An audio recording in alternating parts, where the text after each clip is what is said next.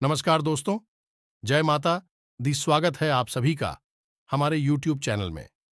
तो दोस्तों, आप सभी को बता दें कि आज का यह वीडियो आप सभी के लिए बहुत ही खास रहने वाली है, क्योंकि आप सभी के जीवन में एक बहुत ही बड़ा घटना होने वाला है। यूं कहे तो एक अनोखा घटना होने वाली है, और यह घटना हर हाल में होकर ही रहेगी, जो आप सभी के जीवन से जुड़ा है, आपके जीवन में होने वाली है। तीन बहुत ही महत्वपूर्ण घटनाएं। जी हां दोस्तों, इन तीन घटनाओं का प्रभाव आपके जीवन पर इतना गहरा होने वाला है कि आपका संपूर्ण जीवन ही बदल जाएगा। साथ ही साथ माता लक्ष्मी भी आपके घर में प्रवेश करना चाहती हैं, और आपकी धन संपत्ति को लेकर, रुपए पैसे को लेकर जो भी समस्याएं जीवन में चल रही हैं, समस्याएं पूर्ण रूप से समाप्त होने जा रहे हैं। तो कौन सी है यह तीन महत्वपूर्ण घटनाएं, और किस रास्ते से माता लक्ष्मी आपके घर में प्रवेश करेंगे? इन सब बातों के बारे में आज के इस वीडियो में हम आपको बताने जा रहे हैं। दोस्तों, हम आपके लिए जो जानकारी लेकर आई हैं, ये बेहद ही खास है। ये आपके जीवन में क्रांतिकारी बदलाव ला सकती है, आपके लिए हीरे मोती के समान है। तो आप इस वीडियो को पूरा देखें, बिल्कुल भी इस वीडियो को मिस ना करें। इस वीडियो का एक एक भाग आपके जीवन के लिए बेहद ही महत्वपूर्ण है। हम आपको बता दें कि कुछ बात है जो आपको जानना बहुत आवश्यक है। आप उसे पूरी तरह से अनजान हैं, क्योंकि आपकी राशि के जातकों के अंदर एक विशेष गुण यह पाया जाता है कि आप लोग दूसरों को खुश करने की भावना में और निस्वार्थ भाव से कार्य करने की भावना में इतने खोए रहते हैं कि आप अपने जीवन के बारे में ठीक तरह से विचार नहीं कर पाते हैं, मंथन नहीं कर पाते हैं।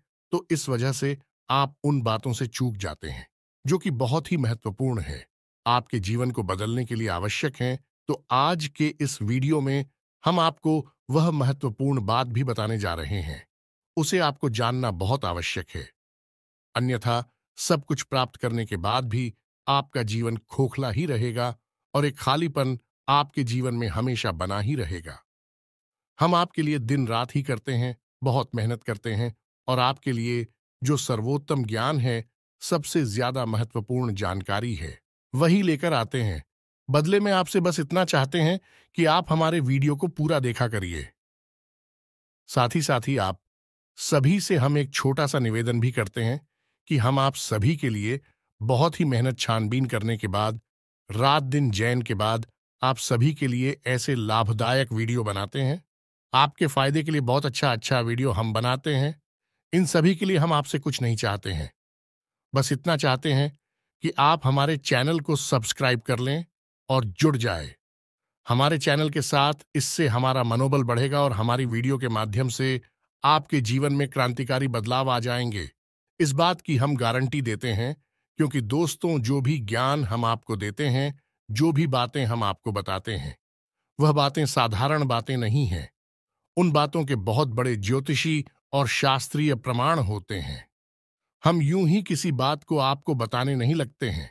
हम पहले खुद उन बातों को अच्छी तरह से जानते हैं, रखते हैं, फिर उसके बाद उन बातों के प्रभाव को भी जानते हैं। तभी हम आपको उन बातों को बताते हैं, जो बातें हम आपको बताते हैं। उन बातों को यदि आप अपने जीवन में जस का तस उतार लेंगे, तो आपका जीवन निश्चित तौर पर बदलेगा। तो चलिए वीडियो की शुरुआत करते हैं। लेकिन इससे पहले, जो भी माता के सच्चे भक्त हैं, तो वो सबसे कमेंट में पूरे भक्तिभाव के साथ जय मां दुर्गा अवश्य लिखें। माता का प्रेम, आशीर्वाद और कृपा आपको प्राप्त होती रहेगी। दोस्तों, आज के इस वीडियो की शुरुआत करें, इससे पहले हम आपको एक बहुत ही ज्ञानवर्धक कहानी बताते हैं। इस कहानी को जानने के बाद आपका जीवन को देखने का नजरिया बदल जाएगा, अपने प्रति आपके विचार बदल जाएंगे। ये दोस्तों, एक बार की बात है कि एक गुरु हुआ करते थे, और उनके कुछ शिष्य हुआ करते थे। तो शिष्य की शिक्षा समाप्त हो चुकी थी। तो गुरु ने कहा कि अब तुम्हारी शिक्षा समाप्त हो चुकी है, तो संपूर्ण शिष्यों को अब आश्रम से विदा होना होगा। लेकिन इससे पहले हम आपकी एक आखिरी परीक्षा लेना चाहते हैं। उसी से राजी हो गए।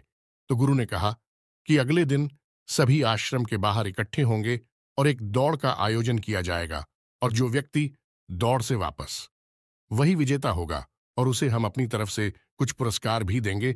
तो सभी से अगले दिन इकट्ठे हो गए और उन्होंने अपनी दौड़ शुरू करें। तो जब दौड़ शुरू करी तो सभी से एक साथ वहां से दौड़े थे और गुरुजी वहीं आश्रम के बाहर बैठकर उस दौड़ को समाप्त होने का इंतजार करने लगे। काफी देर के बाद जब संपूर्ण शिष्य एक एक करके आश्रम में वापस आने लगे, एक जगह एकत्रित हो गए, तो गुरुजी ने सबसे पूछा कि बच्चों, तुम सबने दौड़ एक साथ शुरू की थी, लेकिन अंत में सभी लोग अलग अलग क्यों आए हैं, एक साथ क्यों नहीं आए हैं? तो शिष्यों ने बताया कि गुरुजी, जब हमने दौड़ शुरू की तो हम सब एक साथ ही तोड़ रहे थे। तमाम तरह के रास्तों से होते हुए हम और को समाप्त करने जा रहे थे। तभी रास्ते में एक सुरंग आई। तभी सुरंग अंधेरी थी और सुरंग में कंकड़ पत्थर बहुत पड़े हुए थे जो पैरों में चुप रहे थे।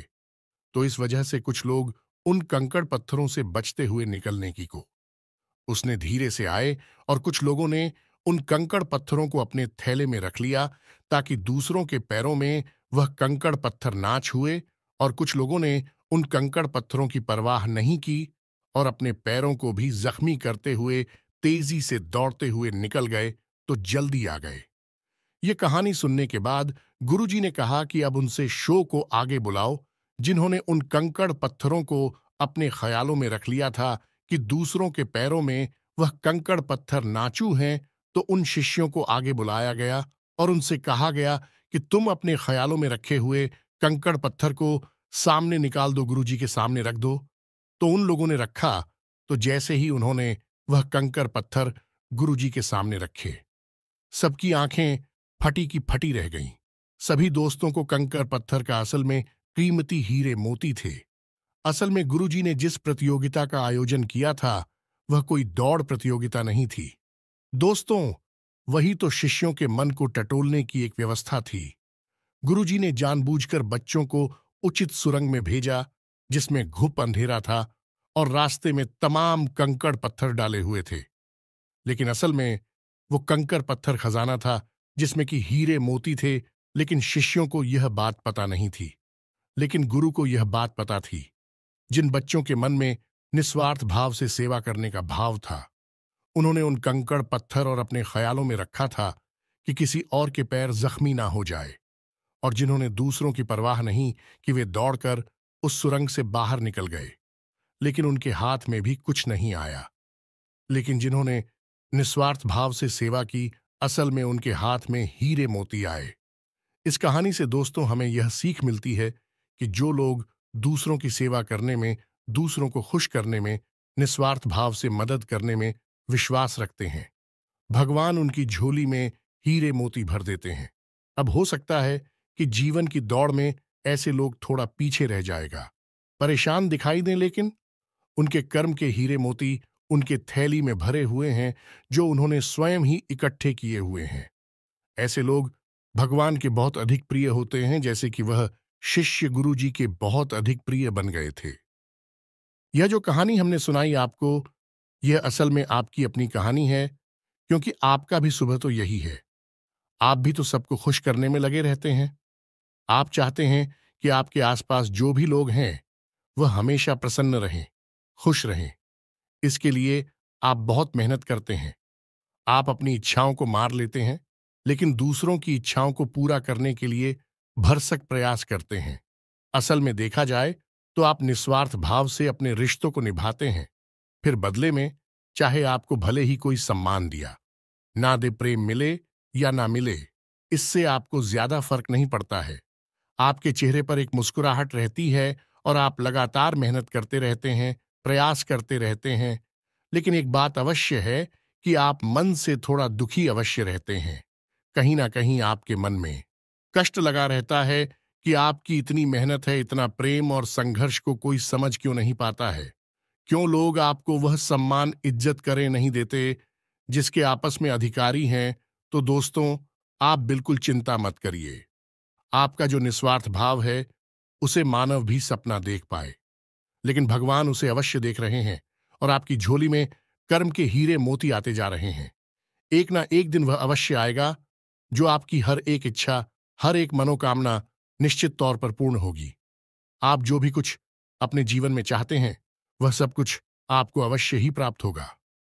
दोस्तों, हम आपको एक बात और कहना चाहते हैं कि आप अपने आराध्य पर आप जिसकी भी पूजा करें, वैसे तो आप बहुत धार्मिक प्रवृत्ति के इंसान हैं, ल लेकिन फिर भी हम आपसे कहना चाहते हैं कि कभी-कभी आपके मन में भगवान को लेकर संघ में उत्पन्न होने लगती है। कभी-कभी आपके मन में क्रोध भी उत्पन्न होता है कि आखिर आपकी साथ ही ऐसा क्यों होता है। कष्ट परेशानियां आपको लगातार क्यों मिलती रहती है? क्यों आपका जीवन संघर्ष से भरा हुआ है? तो भगवान के लिए कभी-कभी आपके मन में क्रोध भी उत्पन्न हो जाता है। तो हम आपसे बस इतना कहना चाहती हैं कि दोस्तों, आपको भगवान के ऊपर से अपनी आस्था देखने नहीं देनी है। दोस्तों, आज नहीं तो कल आपको सब कुछ प्राप्त होगा और भगवान स्वयं आपको सब कुछ अपने हाथों से देंगे। हमने कई ऐसे उदाहरण अपने जीवन में देखे हैं कि एक लंबा अरसा जीवन का कष्ट परेशानियों में बीता। उसके बाद जब भाग्य की सौभाग्य की बरसात उनके ऊपर हुई, भगवान ने उनका हाथ पकड़ा, तो फिर इतनी कामयाबी मिली कि लोग हक्के बक्के रह गए। जी हां दोस्तों, यही आपके साथ भी होने वाला है। आज नहीं तो कल आपको ईश्वर में विश्वास बनाए रखना है। तो अब बात करते हैं 3 बड़ी घटनाओं की जो इस नवरात्रि आपके जीवन में होगी और आपका जीवन बदलने वाली है। तो सबसे पहली घटना यह होगी कि आपकी एक ऐसे इंसान से मुलाकात होगी जो असल में आपका सच्चा हमदर्द होगा, मार्गदर्शक होगा और आपसे सचमुच में प्रेम करने वाला होगा, जो दिल से यह चाहेगा कि आप कामयाब हो, आपकी दुख तकलीफ परेशानी जीवन के संपूर्ण कष्ट दूर हो, जिसमें भाई आपका मददगार होगा। जिन दोस्तों, यह इंसान आप मान सकते हैं कि भगवान का भेजा हुआ दूध है या फिर एक माध्यम है जो भगवान ने आपके लिए चुना है। दोस्तों, याद रखें कि जब कोई भक्त सच्चे मन से भगवान की पूजा आराधना करता है, हृदय से भी शुद्ध और पवित्र होता है, तो भगवान उसकी मदद करना चाहते हैं। लेकिन तभी भगवान साक्षात किसी के सामने प्रकट नहीं होते हैं, क्योंकि यह मानव की क्षमता से बाहर है कि वह भगवान के दर्शन इस शरीर से कर सके। तो इस वजह से भगवान किसी न किसी को माध्यम बनाकर इंसान की मदद करने के लिए भेजते हैं। तो बस आपके साथ भी अब यही होने वाला है कि इस नवरात्रि में आपके साथ एक ऐसे व्यक्ति की मुलाकात होगी जो आपका सच्चा हमदर्द होगा, आपका मार्गदर्शक होगा और आपको बहुत मदद करेगा। जी हां दोस्तों, अब बात करते हैं दूसरी घटना के बारे में। दूसरी घटना यह है दोस्तों कि आपका कोई एक विवाद है जो लंबे समय से उलझा हुआ है, या फिर कोई कर्जा वगैरह है जो आपको मानसिक पीड़ा दे रहा है। तो अब यदि आपका कोई विवाद है तो वह सुलझ नहीं लगेगा, उसमें गति आ जाएगी। और यदि आपके ऊपर किसी प्रकार का कोई कर्जा वगैरह है, तो आपको उस कर्ज को चुकाने की माध्यम यानी रास्ते भी खुलने लगेंगे। कुल मिलाकर कहा जाए तो आपकी जो उलझन है, जो मानसिक पीड़ा है, वह काफी हद तक कम हो जाएगी। अब तीसरी महत्वपूर्ण खबर दोस्तों, और वह यह है कि आपको आकस्मिक धन लाभ होगा। हम आपको बता दें कि माता लक्ष्मी स्वयं आपके घर में आना चाहते हैं, प्रवेश करना चाहती हैं। आपकी राशि में कुछ इस प्रकार का ग्रह योग बन रहा है कि आपके घर में भी माता लक्ष्मी आना चाहती हैं। लेकिन इसके लिए थोड़ी बहुत प्रयास आपको भी करनी पड़ेगी, क्योंकि जब भी कोई लक्ष्मी से जुड़ा हुआ योग बनता है, चाहे वह गजलक्ष्मी हो, धनलक्ष्मी हो, किसी भी प्रकार का योग बनता है, तो उसे योग में जातक को सीधा सीधा लाभ तो प्राप्त होता है। लेकिन यदि जातक कुछ गलतियां कर जाए तो उसका लाभ बहुत अधिक प्राप्त नहीं हो पाता है, यानी कि रुकावट उत्पन्न हो जाती है। और माता लक्ष्मी के ऐसी देवी हैं जिनको चंचला भी कहा जाता है, यानी कि यदि उन्होंने आपके पास आने का मन बना लिया और इसी बात की वजह से उनका मन बदल गया, तो तुरंत रास्ता बदलकर कहीं और भी चली जाएगी। तो माता लक्ष्मी को आकर्षित करना, अपने घर में विराजमान कर पाना बहुत मुश्किल कार्य होता है।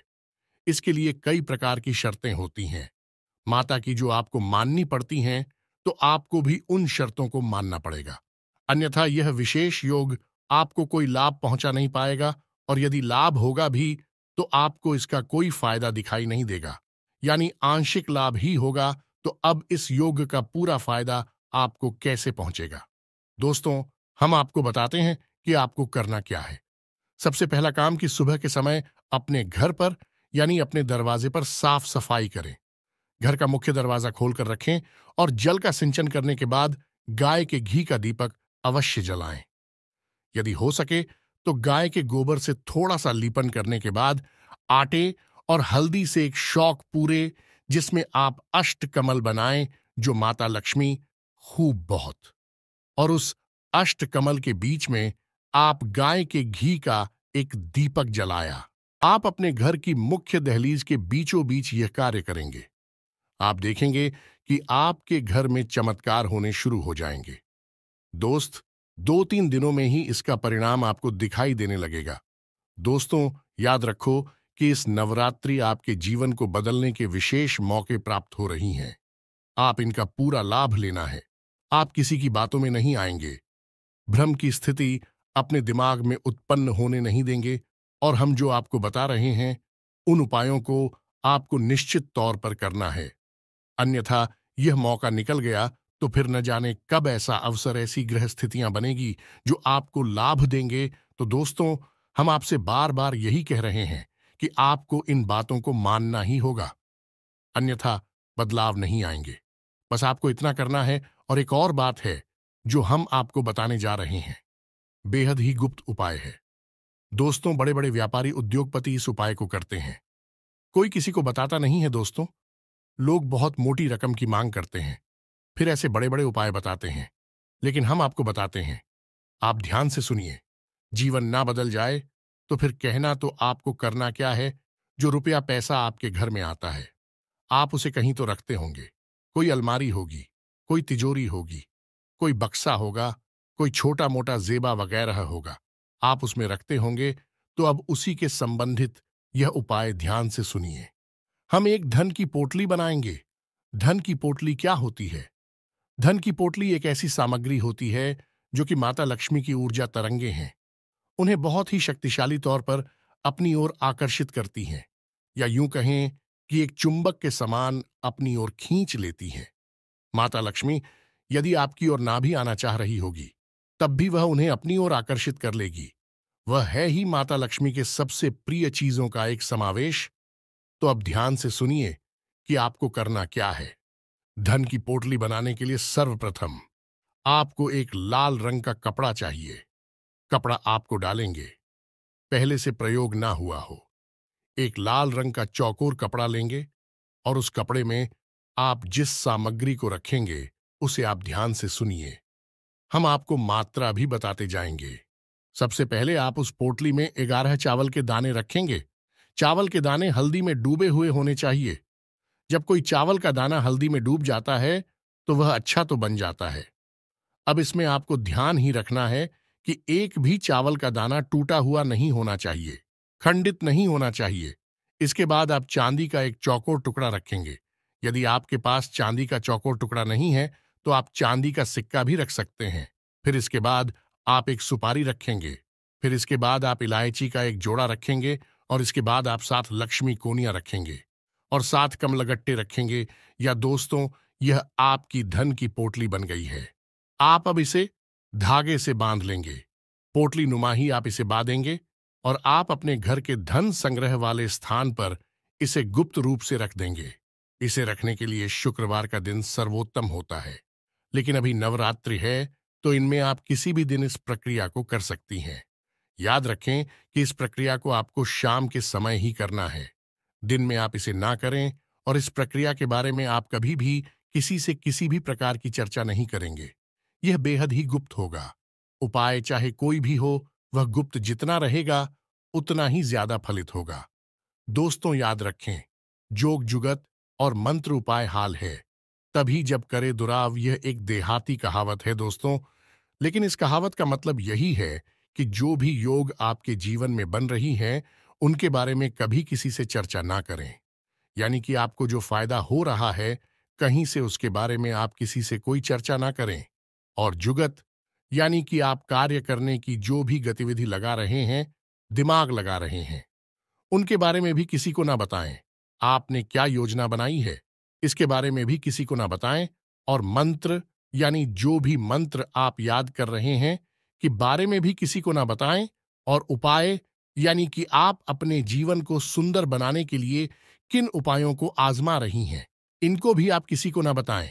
इनका फल ही तब प्राप्त होता है जब इन्हें गुप्त रखा जाएगा, इसी से चर्चा की जाए, तो बस इन बातों का आप ध्यान रखें।